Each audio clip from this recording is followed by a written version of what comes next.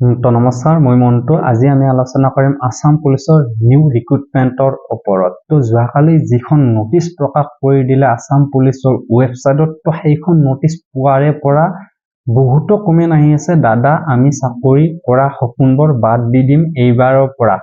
তো কাৰণ ইমান কম পোষ্ট ওলাইছে, আমি চাকৰি কেনেকৈ ল'ব পাৰিম? তো এনেকুৱা ধৰণৰ নানান ধৰণৰ কমেণ্ট আহি আছে। তো এনেকুৱা ধৰণৰ আপোনালোকৰ চিন্তা মনলৈ কিয় আহিলে?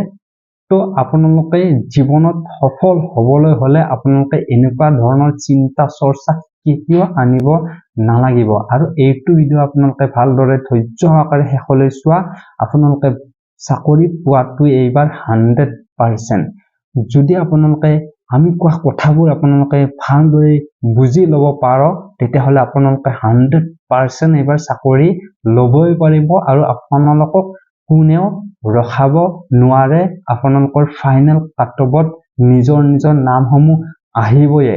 তো আপোনালোকে অকণমান ধৈৰ্য সহকাৰে আমি কোৱা কথাবোৰ, আমি কি বুজাব বিচাৰিছো সেইখিনি আপোনালোকে বুজিবলৈ চেষ্টা কৰা। আহক এতিয়া আমি মেইন বিষয়টোলৈ আহিছো। তো প্ৰথম কথা হ'ল, আমি কামাণ্ডো বেটেলিয়নৰ পৰা ষ্টাৰ্ট কৰিম আপোনালোকক কথাখিনি বুজাবলৈ বা বিষয়খিনি বুজাবলৈ। তো চোৱা, এইবাৰ কনষ্টেবল AB কামাণ্ডো বেটেলিয়নত এইবাৰ পোষ্ট মুকলি হৈ গ'ল, এইবাৰ 3টা পোষ্ট। তো এতিয়া কথাটো হ'ল যে এইটো ডিষ্ট্ৰিক্ট ৱাইজ নহয়। তো বুজি পালে আপোনালোকে, এইটো ডিষ্ট্ৰিক্ট ৱাইজ নহয়, অল অসমৰ ভিতৰত এইবাৰ কামাণ্ডো বেটেলিয়নত AB কনষ্টেবলত 3টা পদ মুকলি কৰি দি দিলে। তো এতিয়া বহুতে কমেণ্ট কৰিছে, 3টা পোষ্টত ইমান ল'ৰা ছোৱালীয়ে এপ্লাই অনলাইন কৰিব, তো কোনে পাব চাকৰিটো? আমাৰ কৰা কষ্টবোৰ কি হ'ব? এনেকুৱা ধৰণৰ কমেণ্ট আহি আছে, আমি কৰা কষ্টবোৰ আমাৰ কি হ'ব?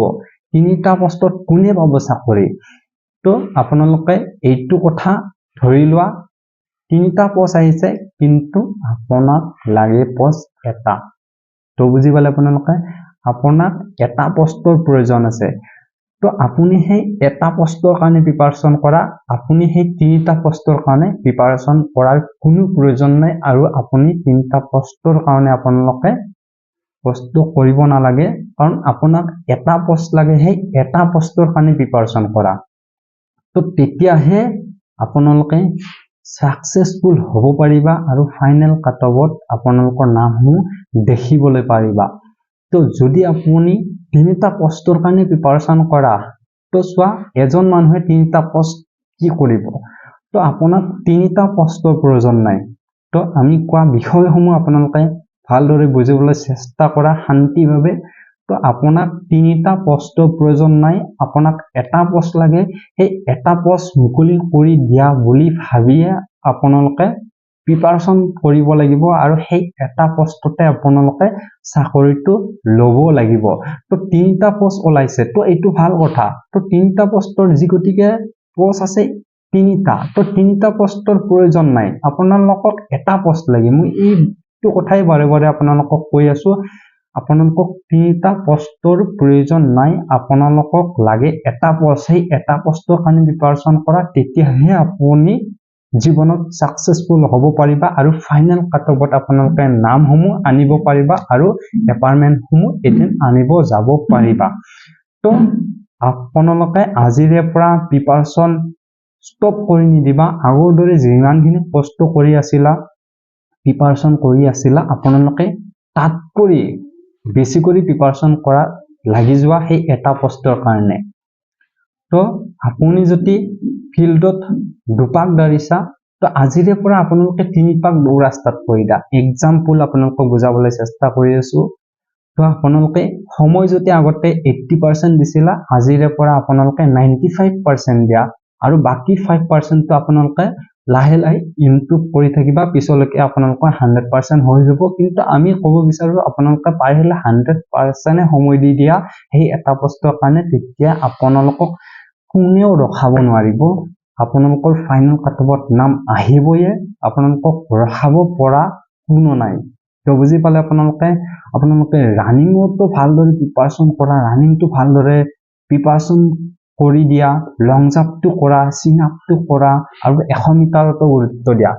তো আপোনালোকে যদি এই 4টা পজিশনতে এক্সিলেন্ট মাৰিব পাৰা তেতিয়াহ'লে আপোনালোকক কোনে ৰখাব তো ৰখাব পৰা কোন আছে আপোনালোকে নিজে ভাবা কথাটো তো আমি কোৱা কথাবোৰ বাদ দিয়া আপুনি যদি সেই 4টা ষ্টেপতে এক্সিলেন্ট মাৰিব পাৰা ধৰি লওক আমি লং ৰানিঙত এক্সিলেন্ট মাৰাটো ইমান এটা সম্ভৱ নহয় তথাপিতো আমি ৰানিঙত ভাল এটা নম্বৰ ধৰিলো কিন্তু বাকি এই 3টা ষ্টেপত আপোনালোকে যদি এক্সিলেন্ট মাৰিব পাৰা তেতিয়াহ'লে আপোনালোকক কোনে ৰখাব পাৰে ৰখাব পৰা কোন আছে আপোনালোকক তো তেনেকুৱাকৈ ভাবা আপোনালোকে তেনেকুৱাকৈ ভাবি আপোনালোকে ভালদৰে প্ৰিপাৰেচন কৰা তেতিয়া আপোনালোকক 3টা পোষ্টৰ প্ৰয়োজন নাই সেই এজন মানুহ এটা পোষ্ট লাগে সেই এটা পোষ্টতে আপোনালোকৰ চাকৰি হৈ যাব তো বুজি পালে আপোনালোকে এতিয়া আপোনালোকে নাভাবিবা এনে কৰি 3টা পোষ্ট ওলাইছে মই কিয় দৌৰিম চাকৰি নাপাওঁ যি গতিকে কষ্ট কিয় কৰোঁ তো এইটো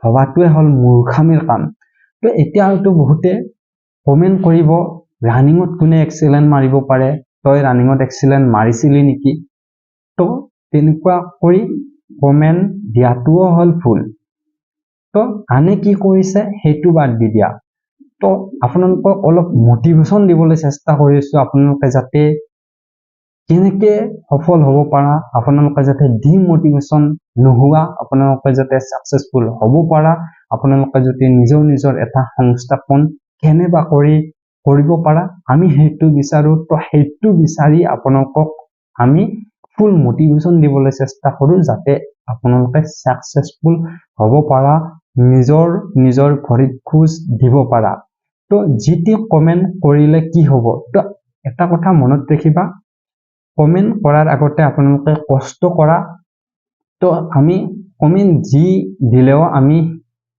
আপোনালোকক বেয়া নাপাও কাৰণ ৰাগ খঙত মানুহে যিটি কমেন্ট দিব পাৰে এইটো ডাঙৰ কথা নহয় কিন্তু যেতিয়া বুজি পায় তেতিয়াহে ভাবে ঠিকে কৈছিলে দাদাজনে কথাবিলাক তো আপোনালোকে তেনেকে ভাবি আপোনালোকে ভালদৰে প্ৰিপাৰেচন কৰা 3টা পোষ্ট মুকলি কৰি দিছে কিন্তু আপোনালোকক লাগে এটা পোষ্ট সেই এটা পোষ্টৰ কাৰণে আপোনালোকে প্ৰিপাৰেচন কৰি থাকা আপোনালোকক কোনেও ৰখাব নোৱাৰে আপোনালোকৰ সেটেল চাকৰিটো পাই যোৱা বুলি ভাবি লোৱা আপোনালোকে কিন্তু এতিয়াৰে পৰা যদি আপোনালোকে প্ৰিপাৰেচন কৰিব পাৰা তেতিয়া হলে আপোনালোকে এই ইন্টাৰভিউৰ সময়ত জুইৰ দৰে হৈ থাকিবা তো জুইৰ দৰে হ'বলৈ হলে আপোনালোকে এতিয়াৰে পৰা প্ৰিপাৰেচন কৰিব লাগিব তো বুজি পালে তো আৰু ইয়াত এটা কথা আপোনালোকক বুজাবলৈ চেষ্টা কৰিম বহুতে হয়তো জানে আৰু কিছুমানে হয়তো নাজানে তো নজনা সকলৰ কাৰণে এইখিনি বিষয় তো যিসকলৰ কামাণ্ডো হোৱাৰ সপোন আছে তো তেওঁলোকে যদি ডাইৰেক্ট কামাণ্ডোত যোগদান কৰিব নোৱাৰে কিবা এটা কাৰণত তো কিবা এটা কাৰণত যদি ডাইৰেক্ট কামাণ্ডোত ভৰ্তি হ'ব নোৱাৰে তো তেওঁলোকৰো অপচন আছে কামাণ্ডোত আহাৰ তো তেতিয়াহ'লে আপোনালোকে কি কৰিব লাগিব তেতিয়াহ'লে আপোনালোকে এবিট ভৰ্তি হোৱা প্ৰথমতে তো এবিট ভৰ্তি হৈ ট্ৰেইনিংটো শেষ কৰা তো ট্ৰেইনিং শেষ কৰাৰ পিছত যদি আপোনালোকে কামাণ্ডোত যোগদান কৰিব বিচাৰে বা আহিব বিচাৰে তেতিয়াহ'লে আপোনালোকৰ অপচন এটা আছে তো তেতিয়াহ'লে আপোনালোকে এবিট ভৰ্তি হোৱাৰ পিছত তেনেকৈ আপোনালোকে কামাণ্ডোত আহিব পাৰিবা আপোনালোকৰ কিবা এটা ট্ৰেইনিং হ'ব এই ট্ৰেইনিংটো আপোনালোকে কৰি মানে কোৰ্স এটা হ'ব এই কামাণ্ডো কোৰ্সটো কৰাৰ পিছত আপোনালোকে কামাণ্ডোত আহিব পাৰিবা তো আপোনালোকে ডাইৰেক্ট কামাণ্ডোত ভৰ্তি হ'ব নোৱাৰিলেও আপোনালোকে এবি মানে এবিট আপোনালোকে যদি যোগদান হোৱা তেতিয়া আপোনালোকৰ পিছলৈকে আপোনালোকৰ অপচন এটা থাকি যাব কিন্তু আপোনালোকে কামাণ্ডোতে ভৰ্তি হ'ম বুলি ভাবি আপোনালোকে ইউবিত এপ্লাই নকৰা কৰি নাথাকিবা তো আপোনালোকে ইউবিটো এপ্লাই কৰা কামাণ্ডোটো এপ্লাই কৰা আৰু যদি কিবা পোষ্ট আহে তো সেইবিলাকতো আপোনালোকে এপ্লাই কৰা কেৱল আপোনালোকে কামাণ্ডোকে আশা কৰি নাথাকিবা তো আপোনালোকৰ যতে হৈ যায় তো আপোনালোকে যি পোষ্ট আহে তাতে এপ্লাই কৰা তাতে ইন্টাৰভিউ মাৰা তো এদিন হলেও এদিন কোনোবা এটা পোষ্টত হলেওতো হৈ যাব তো সকলো ল'ৰা ছোৱালীয়ে কামাণ্ডো হ'ব নোৱাৰে আৰু সকলো ল'ৰা ছোৱালী ইউবি এপিআৰও হ'ব নোৱাৰে এইটো কথাও ঠিক কাৰণ আপোনালোকৰ চোৱা যদি সকলো ল'ৰা ছোৱালীয়ে কামাণ্ডো হয় তেতিয়াহ'লে ইউবি হ'ব কোনে তো বুজি পালে আপোনালোকে আৰু এইটো কাৰণে কম যদি সকলো ল'ৰা ছোৱালী এবি ইউবি কামাণ্ড হয় তেতিয়াহ'লে এপিআৰো হ'বই কোনে তো তেনেকুৱা কৰিও ভাবিবা কথাবিলাক তো সকলো পোষ্টতে আপোনালোকে এপ্লাই কৰা সকলো পোষ্টৰ কাৰণে আপোনালোকে প্ৰিপাৰেচন কৰা এদিন আপোনালোকৰ কোনোবা এটা পোষ্টত হ'লেওতো হৈ যাব তো আজিলৈ ইমানে যদি ভিডিঅ'টো চাই ভাল লাগিলে লাইক শ্বেয়াৰ লগতে সাবস্ক্ৰাইব কৰিবলৈ একেবাৰে নাপাহৰিব কাৰণ আপোনালোকৰ সহযোগিতাই আমাৰ বিশেষ প্ৰয়োজন